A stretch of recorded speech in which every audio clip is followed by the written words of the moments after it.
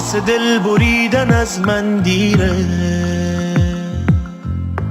منو عاشق خودت کردی تو، خیلی وقته که بهت عادت کردم.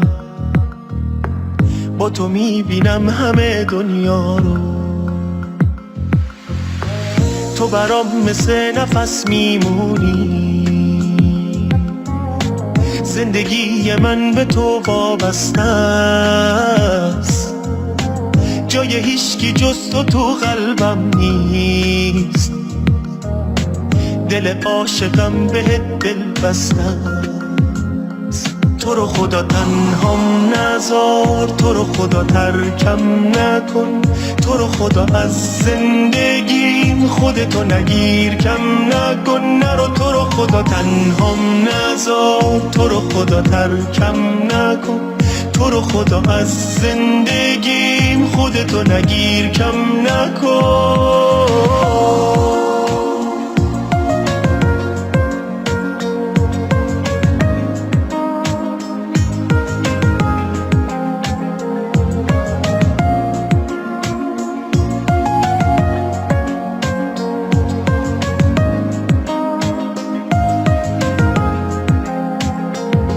مگه خبر نداری از دلم که منو اینجوری میذاری و میری؟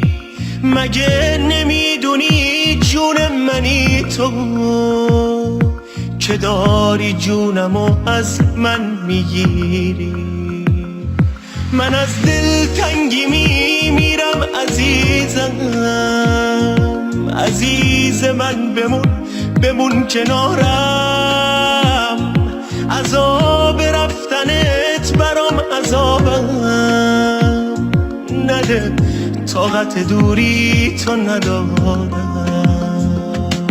ببین تا حرف رفتن تو اومد، توی یه لحظه انگار پیر شدم من. هنوز نرفتی و اینجایی، اما تو درد رفتنت اسیر شدم من.